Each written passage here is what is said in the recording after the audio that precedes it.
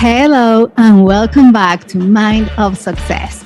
I'm your host, Moni Millares, a Mexican British living in Asia.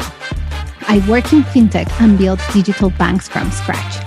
In my years in the industry, I've realized most of us are in a vulnerable financial position. However, building a business can be a catalyst for change. So I created this podcast. It's about business stories we do not talk about. I chat with entrepreneurs, CEOs, and experts about their journeys, struggles, and lessons to extract gems of wisdom and practical tools so that we can thrive and create the impact we want.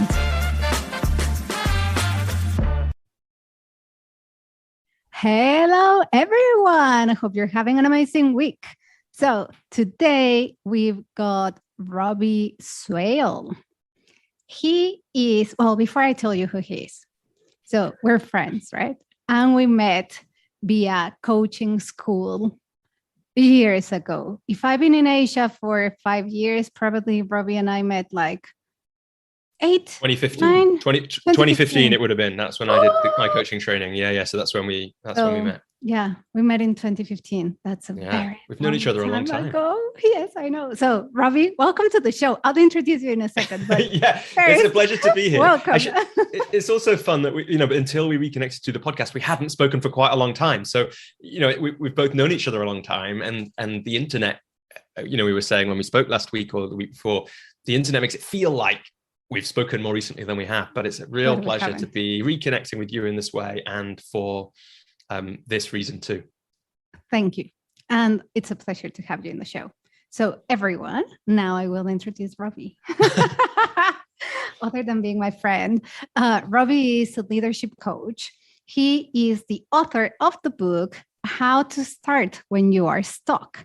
And he is the host of the podcast, the Coach's Journey podcast.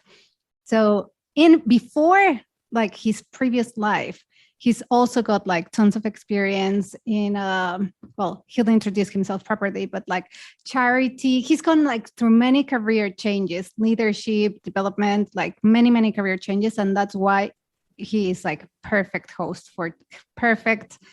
host, but guest for today. So, Robbie, you wrote a book. And then it's how to start when you're stuck, basically. How to start anything, the book, the project, the podcast. And I think, of course, we've been 2 years of pandemic, but one of the beautiful things of the pandemic is that a lot of people started a project, right? We all were we're bored, we're going crazy, need a creative outlet. But as part of that creative process, we also have doubts and we have insecurities, and sometimes we stop and then we don't finish, or we just stop ourselves from starting. So that's why I love the title of your book and basically the essence of the book. But before we go into the detail, I think the common theme of self-doubt, it is widely known as imposter syndrome. So as a coach and as an author that went through the creative process, how have you managed to handle imposter syndrome? What is imposter syndrome? Yeah, and I should say actually, Monica, that possibly by the time, any minute now, not quite, but any week now, the next book in my series will come out. And that was actually called How to Keep Going When You Want to Give Up. So by the time, I'm not sure exactly if it'll be out by the time this episode comes out, but sometime soon. So I've been, I love the way you asked that question, and I think you're right about the pandemic. Lots of really, really difficult things about it for many, many, many people, and some people found some creative space in that and started things, or finally did things they've been meaning to do. I think publishers received more manuscripts than they could. They always receive more than they could deal with, and they received twice as many or something over the pandemic in the UK, because so many people were finally making the space to finish the things they'd had in mind for a long time. So I like the frame of that. And I've been thinking a lot recently, finalizing that second book, about why we give up sometimes. And look, I think it's almost hard. Well, maybe we'll get into the story. I know you wanted to talk a bit about the story of the book. Maybe we'll get into that a bit later. It's hard to answer your question without talking about that a little bit in some ways, because Mhm. The way that the imposter syndrome thing, the self-doubt is so interesting and so pervasive. And a really key moment for me was that for Christmas, I think the year before I started my coaching business, so maybe Christmas 2014, my brother gave me, it might have been my birthday, my brother gave me 2 books, one of which was a book called The War of Art by Stephen Pressfield. And the funny thing about The War of Art was when I got this book out and I went to put it on my bookshelf, I already had a copy of it. Oh. And no one, and after that, I was convinced that I think my mum had given it to me like 10 years earlier. Yeah. She wouldn't own up to ever having heard of or given me this book. I couldn't find out where this book came from, but I had it there already. And what's interesting is, retrospectively, it's one of the most important books I've ever read. Really? For me and my growth. And well, I'm going to tell you, you may not need to after what I'm about to say. Okay. But, you know, it's interesting that it like, you know, I had the book and I didn't read it. And it took someone giving me it again for me to read it. And I've now still got both those copies, right? I thought I might give one away, but in fact, I like the fact that I've got both these copies of the book sitting there to remind myself that it took being given it twice to really set me on the path that has probably, created the most personal growth in me. And all of it is about the self-doubt, which for some people we might call imposter syndrome. Now, what Stephen Pressfield calls it in The War of Art, he's the author of the book, is resistance. That's his word, and he uses that to think of I think he might call it the kind of universal anti-creativity force, or the universal force that stops us doing the things we really want to do. Now, there's lots of great things about The War of Art, and there's lots of ways to think about it, but probably the most important lesson that I took away is everybody has this stuff. Yeah. So he gives great examples of or I've heard, I can't remember which ones are in The War of Art and which ones I've heard since then, of, the great actors like Laurence Olivier, he used to throw up on stage, right, even at the end of his career, just before he went on stage, even to the end of his career. And, I've heard that Paulo Coelho, who wrote The Alchemist, he schedules into his day. He knows he only needs to do, I can't remember what it is, like 90 minutes of writing a day, but he has to schedule in 6 hours or something. I'm probably getting the details wrong, because he knows that he's going to procrastinate and worry and fret for the first 4.5 of it, let's say. Yeah. Neil Gaiman, I've heard this story recently. He knows he'll get distracted and not do the writing so much that he has a room which he goes to, which has got nothing in it except a pad and a pen. And so he has 2 choices: to write or to do nothing. And that's what it takes him to actually do the thing that he knows. Right. Because even if you do nothing, like, because it's not distraction, nothing in the phone, it's like sitting in the nothingness, then the thoughts started coming in, and then it's like a creative process on its own. Yeah, absolutely. And the more you sit with, the more you start paying attention to people's stories about creativity, which I think of as, in the broadest sense, it's like all the things we might create from nothing, which could be a change in our life. It could be a new kind of relationship. It could be a business. It doesn't have to be a painting or a book. Okay. There's all these ways that, again, you'll start, and it's nice when you've written a book like I have, you start getting the stories back from people of, all the things, the crazy ways they distract themselves. One of my clients, I just loved it when she did this. She was writing an ebook. We were working on that. That was the product. That was the aim of the coaching. She was so much didn't want to do that on some level that she started this cool little side business that she'd had in mind for ages. And it was like her way of procrastinating was to do this other quite useful and quite important thing that wasn't as useful or important as the book she wanted to write. But you know what? I think many of us do that. I've discovered that, now I've been doing the podcast for over a year, let's say. But I think at some point when I started that I was in a funky emotional place. And even now, when I get in a funky emotional place, I procrastinate looking into my emotions. And instead, what do I do? Oh, it's podcast. It's amazing. But it's some sort of distraction, coping mechanism, passion, whatever you want to call it. But it does takes your mind away from the thing that you don't want to look at or do. Yeah. So we're ingenious, absolutely ingenious at not doing the things that we really want to do. And really the lesson that I took from the War of Art, I mean, I took the lesson from the War of Art and then I tested it in my life and watched it for it with clients, was essentially this, right? If resistance is always there and everyone has it, then no longer is it a reason for me not to do things, because it's just a thing that's there. And I used to think it was a reason, like it was a sign. I used to think it told me something about me, that essentially it was a sign that I'm not the kind of person that starts a business, or this business idea is a bad idea, or I'm not the kind of person who writes because I'm not very good. I used to think it was a signal of all those things. If instead it's just a thing that happens to anyone who wants to create something important, then, it's there, but we don't have to listen to it, right? Too many people, I think, and I say this kind of with as much empathy as I can, because I include me in this, spend too much time listening to the stories that our thoughts tell us. And it's like, instead of that, we can just start things and do things and take action. And I had a funny thing that happened with my book, actually, which is that I had a quote from Stephen Pressfield in the front of it. Yeah. And just before publishing, I was like almost the last manuscript that I submitted, I was like, I better check this quote. Because actually, I think I've checked it, but I'm not sure. And I went, and the quote was, inspiration is always around us, but it's when we make a start that we let inspiration in. Oh, I love that quote. So inspiration is always around us, but it's when we make a start that we let inspiration in. And that's important, because sometimes the story we tell ourselves is like, or the imposter syndrome, because it's the same thing here, that imposter syndrome is resistance is imposter syndrome. It's like self-doubt. They're all really describing the same thing.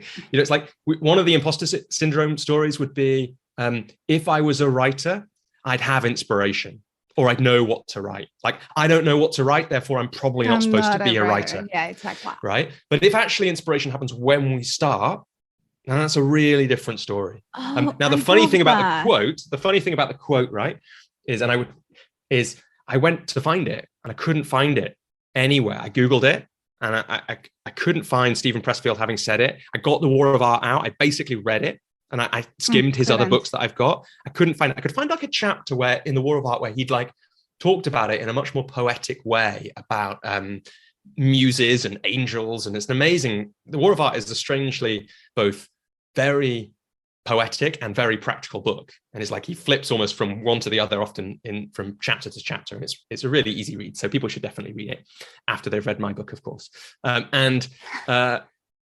What was funny, so the end of the story is I did find the quote in the end in something I'd written.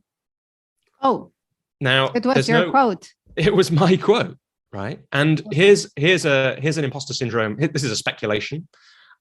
I don't know if I'd realized that was my quote. I don't know if I'd have put it on page 3 of my book, right? Because I might have thought, who am I to have a quote at the start? Who am I to be saying something wise, right? But because I'd already got it on the page 3, famous person, yeah, exactly, someone wise, and because they're published, therefore they know what's going on. Therefore, they're an important person who counts. They can have a page 3 of my book. But once it was there, and because I'd been thinking about all this so much, I left it. And I guess the last piece of all that is, of course, I also know, because of Stephen Pressfield's book and because of Liz Gilbert's book, Big Magic, and all these other people that have written about similar things, and because of the story that Paulo Coelho told and all those kinds of things, that serious people have these crazy thoughts as well. And they're just a messy human too. And so we are. All of us, we're messy humans. So the imposter syndrome is on a few levels. It's like, how do we learn to cope with the voices so that we don't listen to them? And how do we understand that just because we have the voice doesn't mean we shouldn't do the thing? I'm going to stop you here. So because those are very good points, but before we go into those good points, I want to go to the previous really good point. Resistance. Yeah. So can you summarize that? So resistance, you talked about like this energy that stops us from being creative and doing the thing that we want to do. And we called it like resistance as such. Yeah. But I got lost at some point. Yeah. What is What's it? What is it? Well, there's probably 2 levels we could talk about it on. We could talk about the symptoms, i.e., what does resistance look like? And we could talk about what it what I think it is, and I think a lot of that is from what Stephen Pressfield thinks it is. So the symptoms, resistance is all the reasons we don't do the things we want to do. So I love that definition. Right. It's like this, it's the self-doubt and the imposter syndrome that stop us from, asking someone out who we really like, but also stop us from starting our blog. It's the way we let ourselves end up spending 3 hours scrolling Facebook instead, when really deep down, we wish we were making the thing. We regret every week that we haven't started making the writing the book we want to write, or whatever, or starting the business, or exactly. What else? How else does it show up? Like it's my old client who starting her cool little Facebook clothing exchange group, when the thing that she really wanted to do was write her ebook and get that piece of the business going. For my dad, he got really ill once, and I think you can make a strong argument it was because he was getting, he's published, he's been a writer and for his whole life, and every decade he's come back to that. And one time I was writing a piece about this kind of thing. It's in I think it's in How to Start When You're Stuck. And it's like, it really felt like he'd got ill because he was getting too close to writing the thing that really he should be writing. But it's also why we give up. It's all the reasons we give up. It's like that we feel like we don't get the results that we want. It's the worries. It's all the procrastination that we do on all the ways that we do it. It's all those things. So does that give you a sense of what it is? Yes, because now you are linking a few concepts, and I'm we started with imposter syndrome, and then we're the resistance, this energy, but then it's basically all these things that just distract us from and then it's from doing what we want to do. It's not imposter syndrome, it's just all the other things that we do.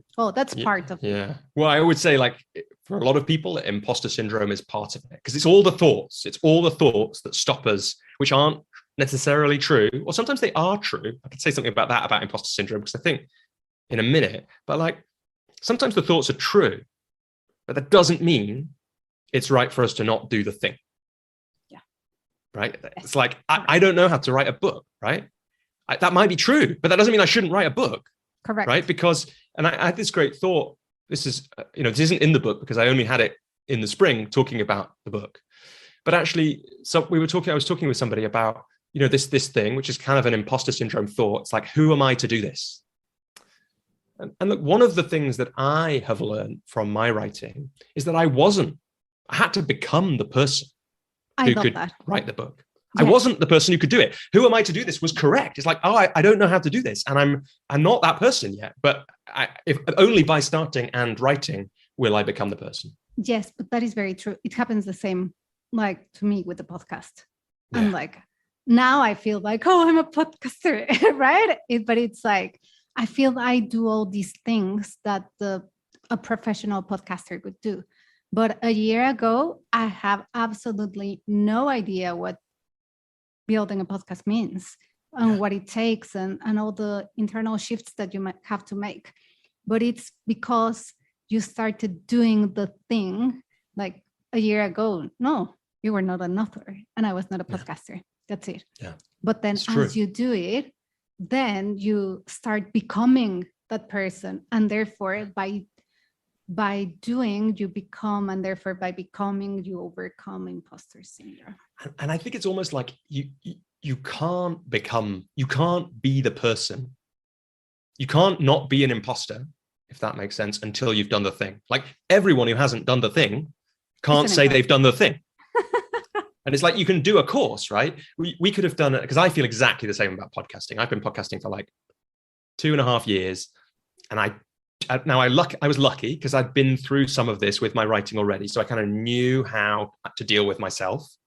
A big part of Keeping Going, the Keeping Going book, one of the parts of it is deal with yourself. You're going to have to learn to manage, to be your own psychologist to a certain extent if you want to do important things. And so like I'd learned to deal with myself with podcasting, but I still had to go through all that thing. And I still, it's like people look at me and say, oh, you've been podcasting a long time. And I'm like, yeah, but I still basically do it in my like bedroom. It's not quite, but it basically is. And, I'm not Tim Ferriss or Brene Brown. Like I'm just the same guy, right? Who has the same doubts as everybody else. And now I do know that I'm not a podcasting imposter because I actually have a podcast. So there's Exactly. like an undeniable thing. Yes, right? exactly. Like even my self-doubt and my resistance can't get around the fact that there are 2.5 hours of podcasting. Yes. 2.5 years, sorry, of podcasting. 2.5 years. Yes, exactly. Often my podcasts are really long, so they're not quite 2.5 hours, but they almost are. But yeah, it's like at that point you can't deny it. But until then, like I am an imposter of a podcaster. Like if I claim to be a podcaster and I'm not a podcaster, then like I am an imposter, and that's okay because it's true. Because you're learning, you are embarking in the journey. But it's not a reason to not start. Correct. I think it was. It might have been on a Tim Ferriss podcast that I heard someone say or him say, if I only did the things I was qualified for, if I'd only ever done the things I was qualified for, I'd be sweeping a street somewhere. Like you have to be always stretching yourself. Yes, I agree. If you want to grow, I guess. I don't have a judgment on people who don't want to do that, but not everyone has to. Yeah, that's a very good point. Absolutely. So coming back to your other good points, the voices in the head. Yeah. I'm like, I'll just leave it there and I'll let you continue with the train of thought. Yeah. I mean, I think an important thing to say, Monica, is we can get better at everything by practicing. And that includes dealing with the voices in our heads. Yes. Right. Dealing with the imposter syndrome, dealing with the self-doubt, dealing with, I think on the coaching school, I don't know if it was when we were in a workshop together, they're called gremlins. It's like all these voices that we have. Yeah, we call them the gremlins. Yeah. Yeah. Like all these voices in our head, these thoughts that we have that we think are true. We are not our thoughts. No. And we're amazing storytelling creatures, humans. And look, to go back to the second way to talk about resistance would be, like what is it in some ways? Like, why do we all procrastinate? Why do we all have these self-doubting thoughts? Why do we have an imposter syndrome sense about us sometimes? It's like the Gremlins piece is the same. I remember when we learned that, it's like to keep us safe, right? Yes. That's on one level why all that stuff exists. And resistance, you could think about it as like the part of us that wants to keep itself safe. Because if we do this thing, whether it's ask someone we really care about out, or start a business, or write a book, or start a podcast, we will change. And the part of us that goes into that journey will not live through it, right? It will be gone, transcended and included and transformed by the end. We've just been talking about that, right? You become a podcaster by doing it. And suddenly you're no longer the person who was afraid of podcasting before. No.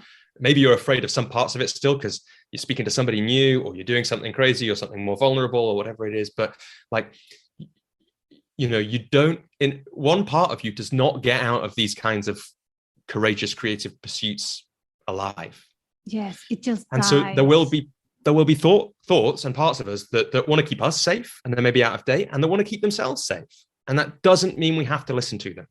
And I think that, just to say the last thing about self-doubt, about the thoughts in our heads, is I feel like one of the things that reading The War of Art and then practicing in the way I've practiced has done is given me a very low tolerance for the stories that I tell myself. The gremlins and the stories. Right. So I'm able to I've got much better at going, oh, that's a story. And no matter how uncomfortable I feel right now, I'm going to still do this next action. And I used to be somebody, and it's like, I had the two that I always think about is a really good book idea and a really good business idea. And I, in my like mid 20s, and I let, all this stuff we've been talking about, talk me out of them. And then as Liz Gilbert says in Big Magic, it's a beautiful thing. She says, the idea will come to you. If you don't take it, it'll find someone else. Yes. And the book that I would have written exists. It's like one of my friends gave it to me once, and I still haven't read it because I felt so sick. that I hadn't written the book. It was a trivial book, but a brilliant one about a computer game that I played a lot of. And it was like, it would have been a wonderful book. And the business exists. And I actually got introduced. Bizarrely, the business that I was going to start exists. And not only that, but it's done by a friend of a friend. So actually also the universe came back and said, you didn't do these things. Here they are. You better do the next thing. And I think that's such a beautiful point, because like you mentioned, we change as part of the creative process. But the part of the resistance is, I don't know if we know this consciously or subconsciously, but we know that we will change. Therefore, we know that part of us will die in the process. We will not be the same person. Therefore, the person who I am now will disappear. It will evolve. Yeah.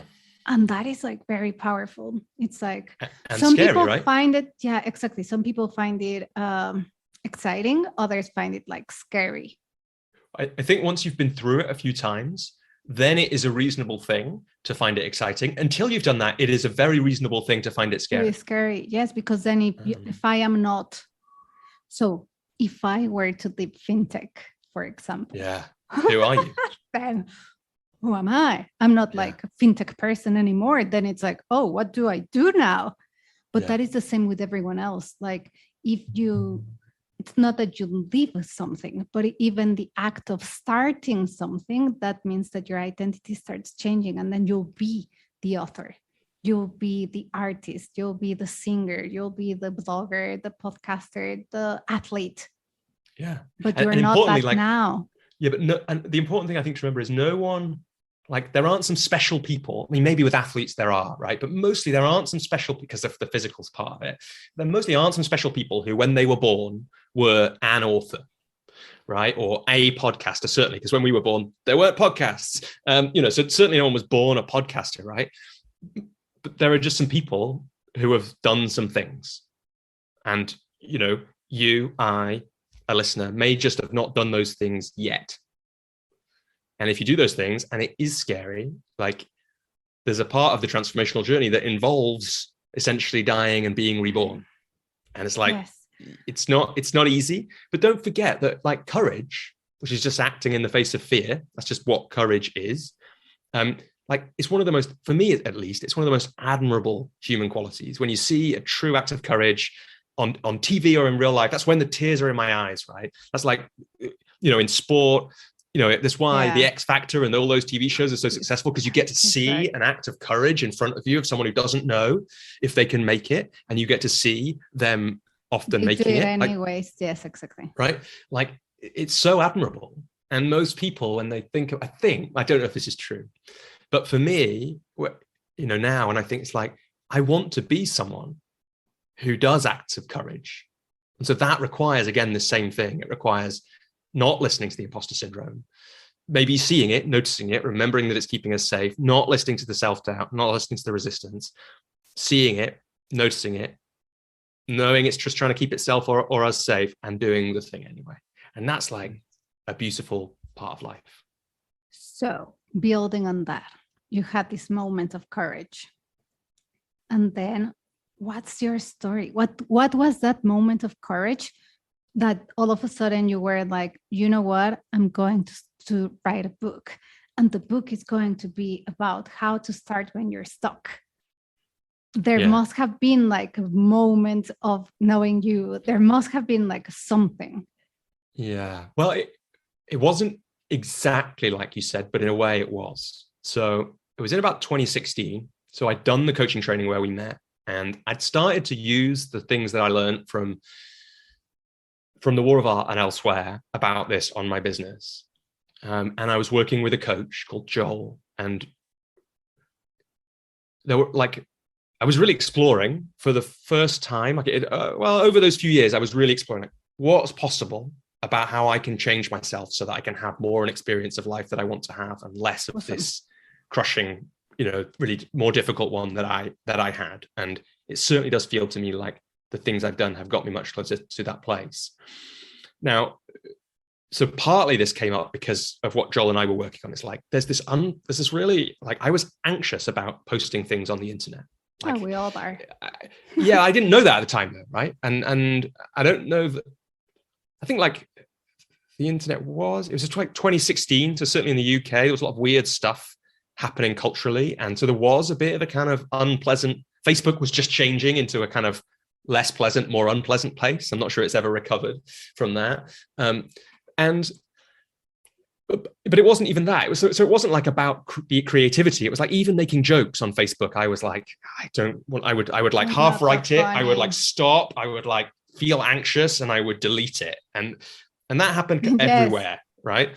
And in my life, in different places that was happening. And I guess I didn't like the way that made me feel. I guess it didn't feel like that was who I wanted to be. And also I kind of knew in my business that being able to be public facing, able to share things online would be useful.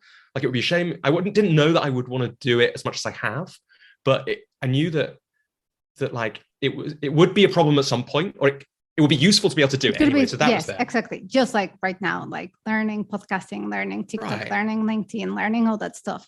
Exactly. It's useful to be able to do it. Kind of useless and useful.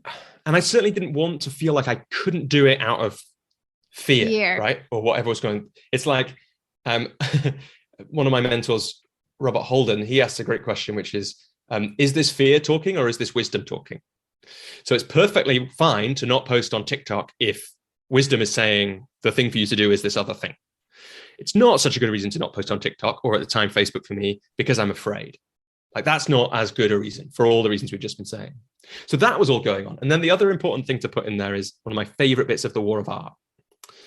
And this, makes sense given everything we've been talking about transformation. One of the things he says in the War of Art is a good rule of thumb, something like this. Good rule of thumb is the more important something is to our soul's evolution, the greater the resistance we will feel towards doing. So the more important something is to our soul's evolution, i.e. the more important it is for us to grow in that way, the more uncomfortable we'll feel, the more we'll procrastinate, the more we'll think we're an imposter and not do it.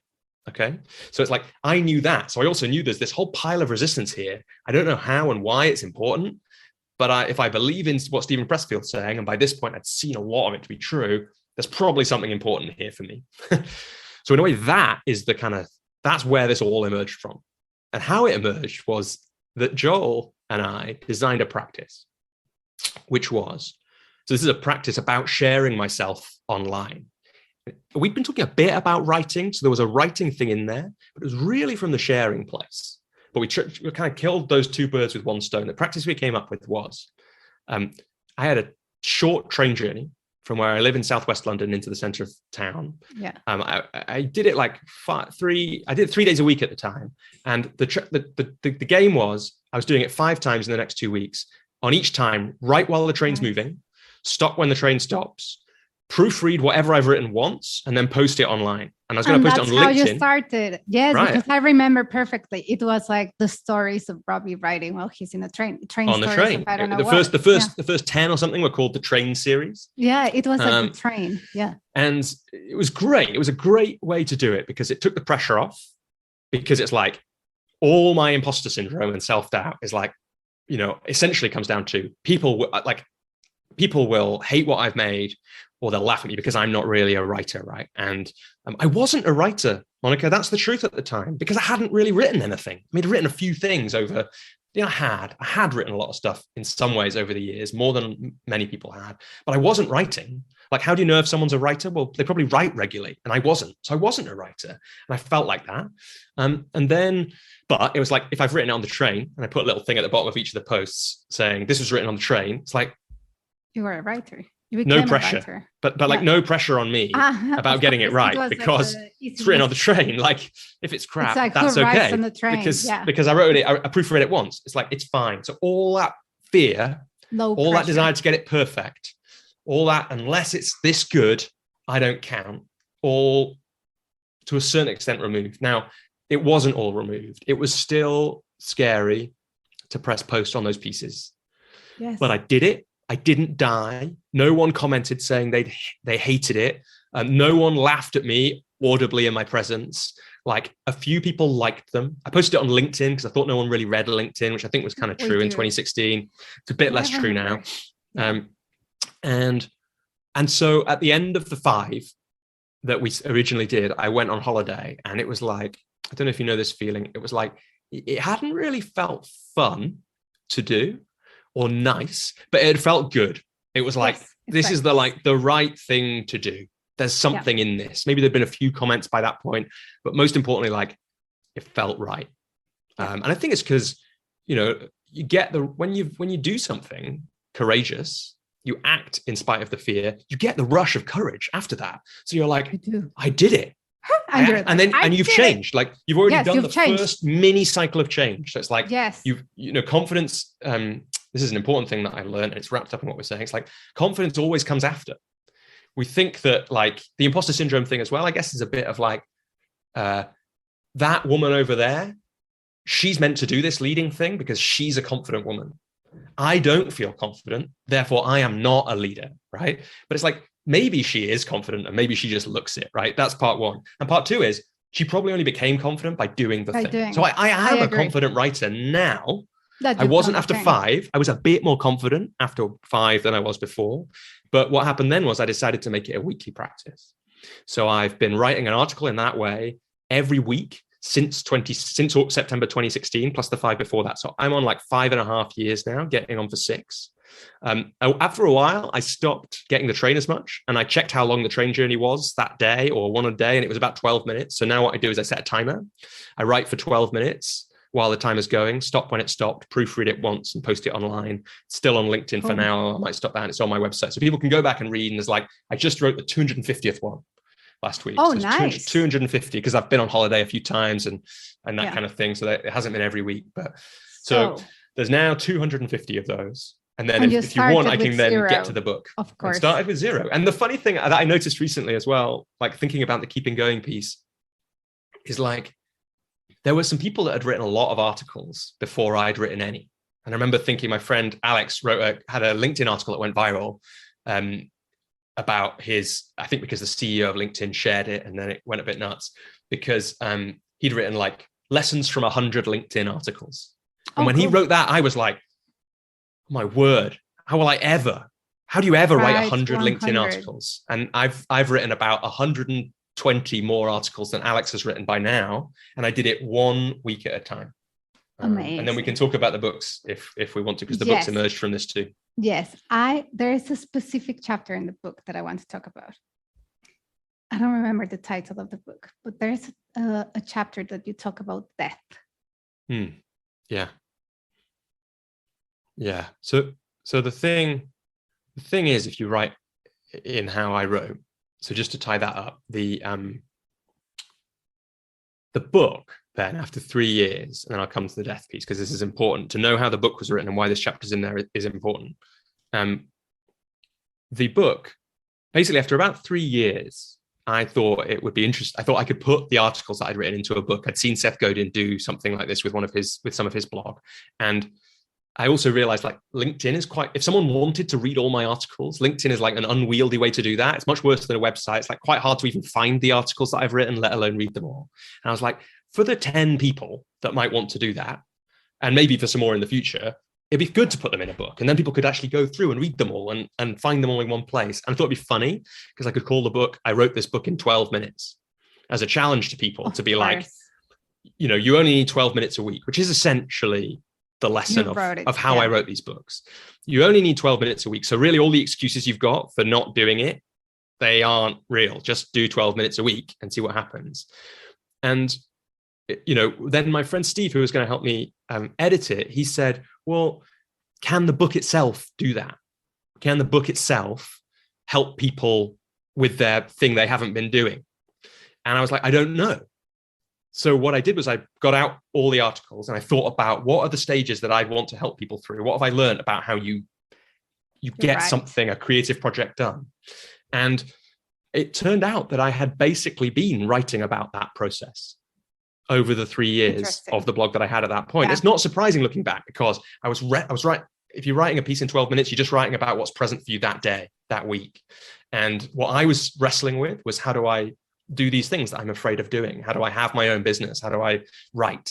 How do I create other things, right? How do I change as a human? That's what I was doing. And I was coaching. And coaching really is just helping somebody do the thing they want to do and don't know how to do yet. Like, that's what it is. And that's why people come to coaching. So I was not only doing it myself, but that was the work I was doing. So, and I was writing just about what was present that day. Yes. And so of course it was a book about how to get things that you want to do done. And in the end, it became 4 books because it was actually a bit unwieldy as one book, because over 3 years I had like 12 minutes at a time. I had 80,000 words or something. And it's like, actually, they work better. And, you know, I was thinking about what are the books that I love, The War of Art, Big Magic, some of those things. They're not an unwieldy book, right? They're a book that you can get into. And so that's why How to Start When You're Stuck is like 20,000 words, and the others in the series will be too. To come back to the article about the chapter about death, which I think, let me just get the book. I think the chapter is called Death Changes Everything. Let me see if I can find the contents page of my book and check that. I'm not sure I can. Yeah, it is. Death Changes Everything. And like the reason that how the book was written is important is because if you write about what's present for you over 3 years, like I think it's quite hard to write a book about something as complex as creativity, as making something from nothing, as doing these things that we want to do but aren't doing. And if I tried to sit down and write it in a normal way, I actually think it would have been less good than how I wrote it, because what emerged was the full picture of what it's like to be someone wrestling with their creative battles and working with people who are wrestling with their creative battles over a longer period. And one of the things that happens in life is death. Like people die and things die. And it means that, you know, I'm not sure if I'd sat down to write a book about starting, that I would have written a chapter about death. Like now I would, but if I'd done it 3 years ago, I don't think I would have. And, you know, death is one of the reasons to do the things that you want to do, that you feel like an imposter about or are afraid of doing, because you can always imagine that one day you'll learn and then you won't feel like an imposter, and that'll be the time, and you won't feel afraid, and that'll be the time to do the thing. But we don't all get that day because people die. And it's a hard thing to talk about, but, you know, it's certainly in my life, and I think that's when Death Changes Everything, that chapter was written. There are times when death seems to just show up. Like it doesn't seem to come in a linear way for me. There'll be no death in my close orbits for years, and then there'll be more of it. It'll just come. It'll be like, here I am. Yeah. Don't forget me, right? You're not going to have forever. And that chapter, Death Changes Everything, is in part 3 of the book, which is why start. So the first part of the book is only start. First thing to do, just start the thing, right? The second part is how to start. So that's got a whole load of thought experiments and ideas for the ways in which you might get yourself going, or the things you might use as the kind of compass to start you off. And the third part is about, well, why is it important that you do this? And one of the reasons is we don't all get all the tomorrows we imagine, and better to be the person you want to be now, not wait for the perfect moment. I love it. And you know what? Like the past few weeks, I've been thinking a lot about death. And I was like, why am I thinking a lot about death? But it's in a very positive, empowering way. And probably it's because I read your book. Otherwise, I don't know. I don't know where it came from specifically.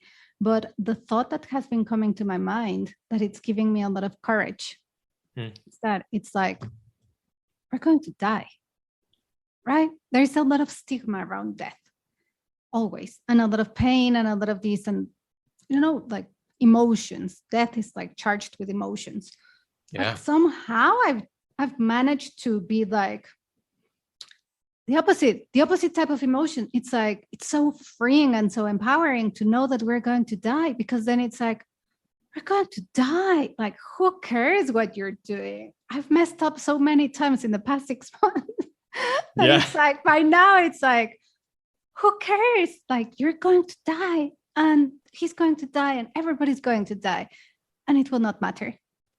Yeah. So you might as well just like do the thing, because you're going to die.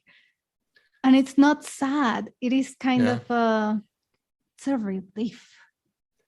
It doesn't matter. It's just true, isn't it?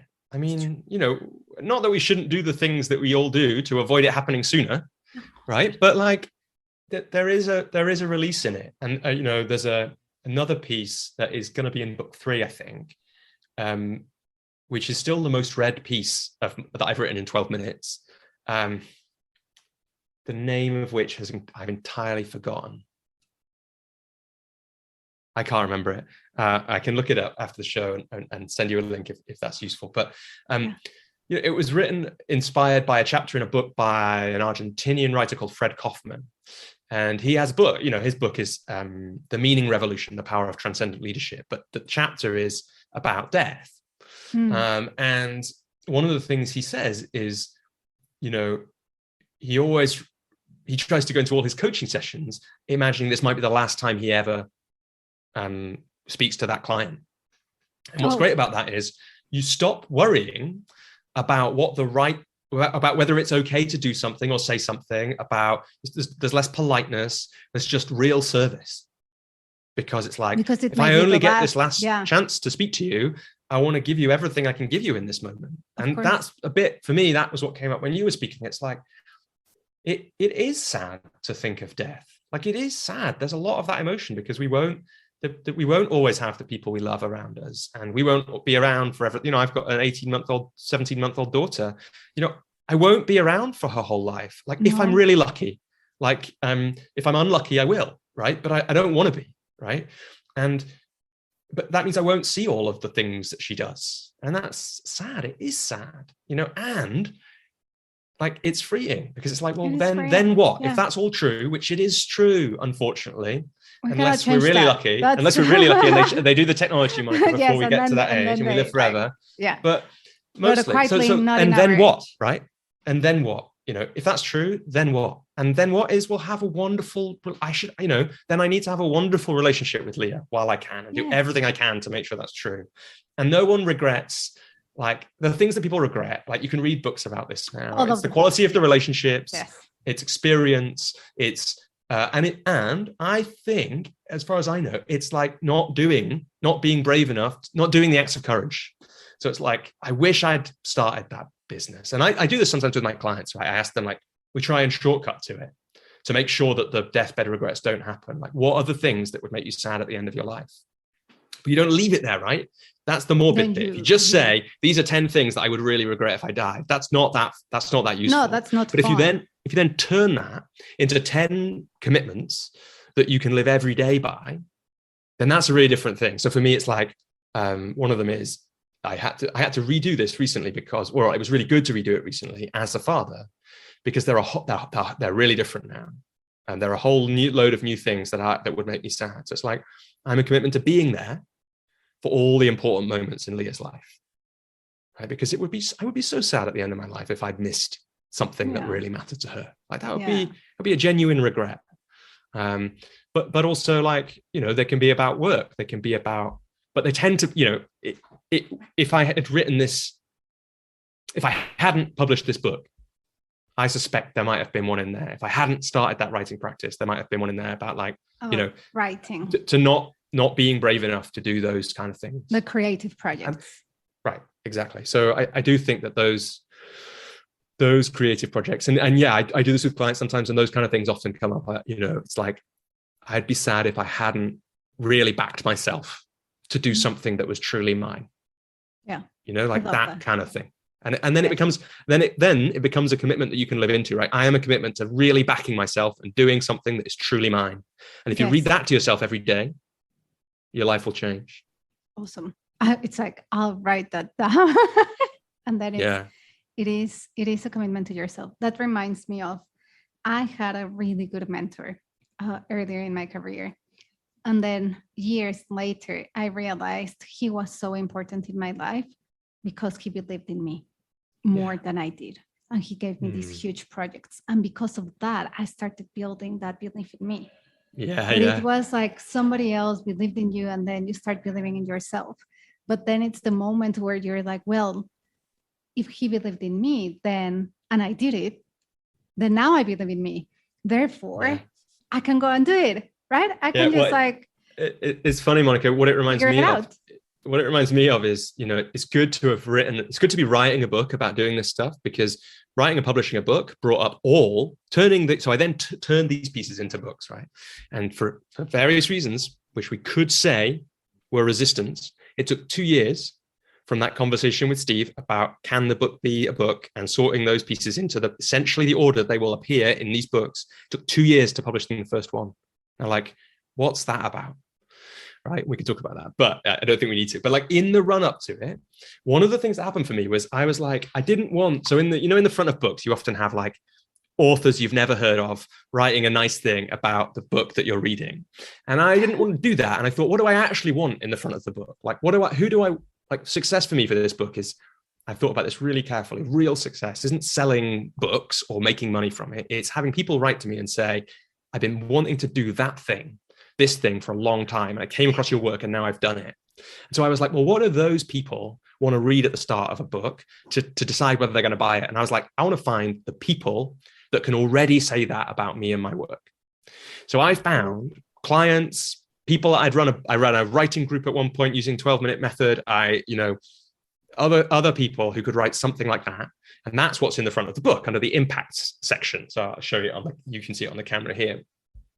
Now, what was funny was when I was publishing this book, I had all the imposter syndrome, all the resistance, all those thoughts, all that self-doubt coming back. Like, who are you to do this? What have you got to say about creativity? Like, why you haven't even planned a book properly. You just wrote it 12 minutes at a time. Like, it's absolute nonsense, Swale. What are you doing?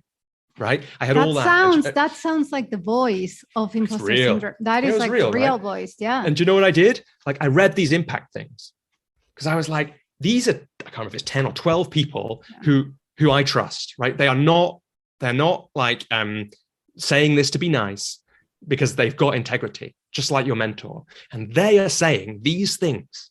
I didn't say they had to do it. I gave them a lot of ways out of doing this. And some people who I asked to do it didn't do it. So these people chose to write something to go in the front of this book. But I kept reading that because I wasn't yet the person who'd published a book. I didn't know what that was. And I had to cheat, right? I had to trust the other people to be able to get through that. But if you've got a mentor, you've got somebody who's put faith in you, the more black and white you can make it, like, it was undeniable that these people had said this thing because I could read it. Like, I couldn't with the mentor. Like, them. I might be doubting it. I might be like, well, I think she said that, but it was 12 years ago and I can't quite remember. I might be making that up. It's written down. There's no denying it for me. And I actually have a Word document, which has got all these and more in. It used to be called Testimonial Bank, which is a really dull name. And now it's called You Are Awesome, Robbie, Don't Forget It, which is like pinned to my taskbar. And it's got these and a load more things in it. And if I am in the doubt place, it's like everyone should keep a list of those things. I can go to that document and just read a couple. And it's really hard because I don't like really that. I had a practice for a little while of reading them out loud to my wife. And it was really horrible. Like, I couldn't do it, but it was good. It was really good to do it because like you could just see the nonsense. It's like our mutual friend Nicole, actually, Brigandi, wrote a piece about working with me once, and it's in that document. And that was one of the ones I read to Emma. And I could feel myself wincing and going weird as I read it out. But it's like you just see yourself then, and it's like, but Nicole is a woman of great integrity. And she is incredibly astute. And there is no chance she is saying this and doesn't mean it. So what respect am I giving her by going by cringing and like imagining that it's not true?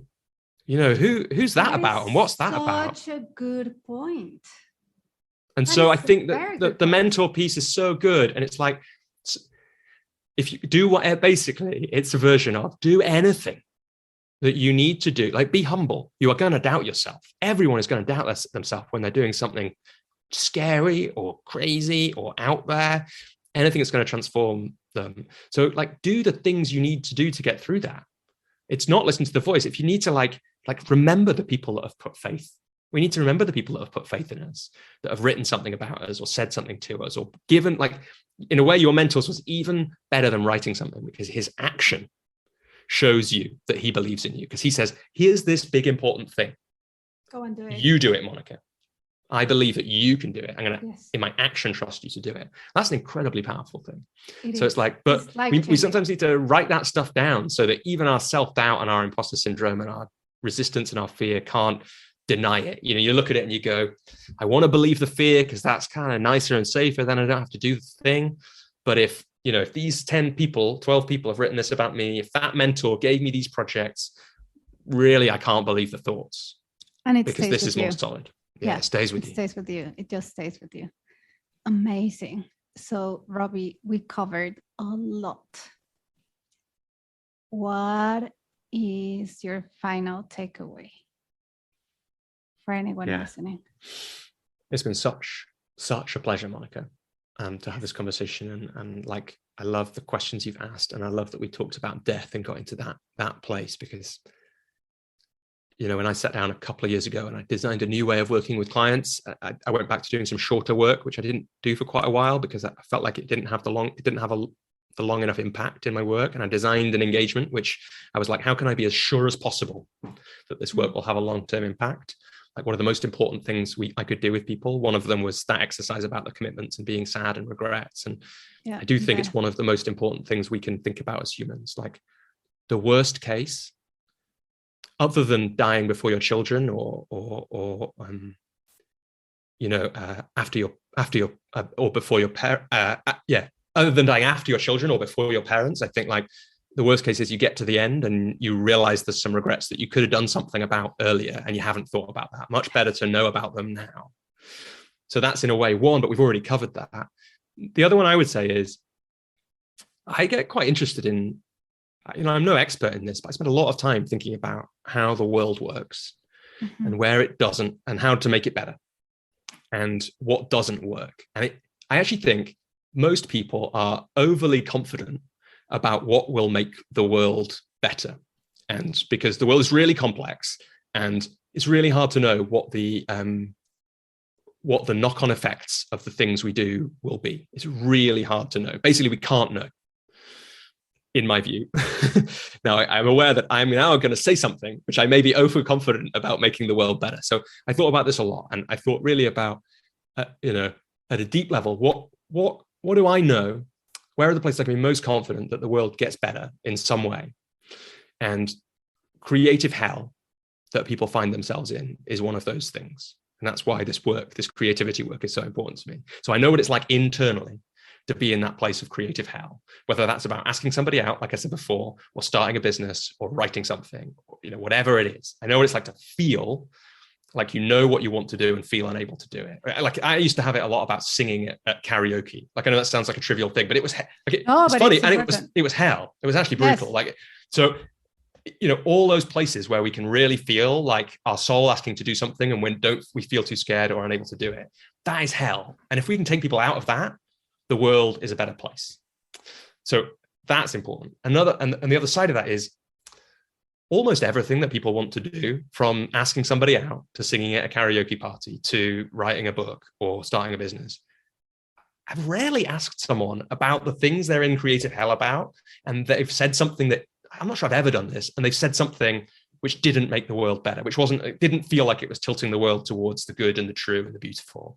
So not only does creative hell make life hell inside us, but actually usually the things that we want to do tilt the world in a good way as well, as far as I've seen. So that's all my way of saying it's time for everyone to do the thing. Stop procrastinating. Imposter syndrome is just in your head.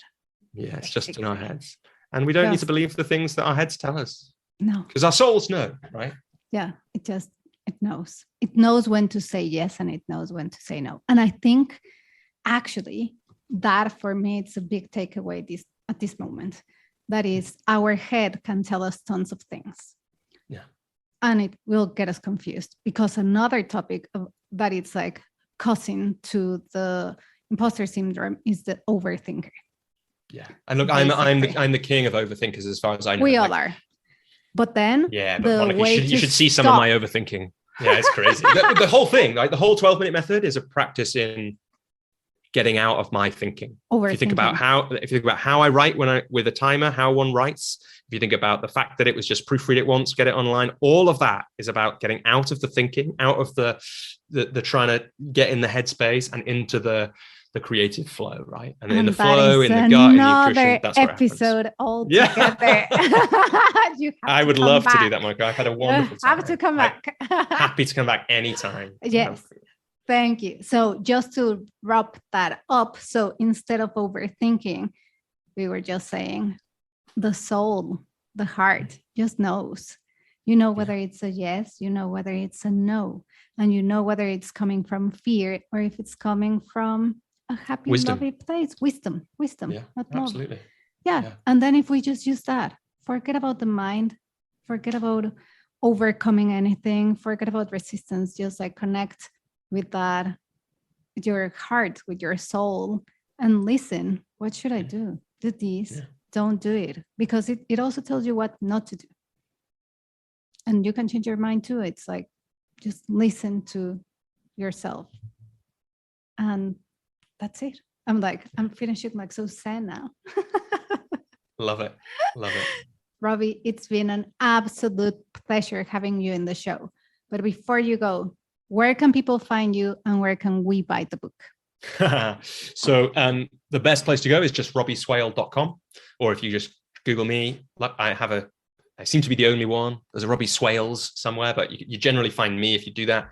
I'm on the social medias, most of them, not TikTok, although we talked about that in this episode. You'll be soon. Find me on most of them. The book's at Amazon and other places. At least in the UK, the US, you can get it places like Waterstones and Barnes and Noble, as well as Amazon.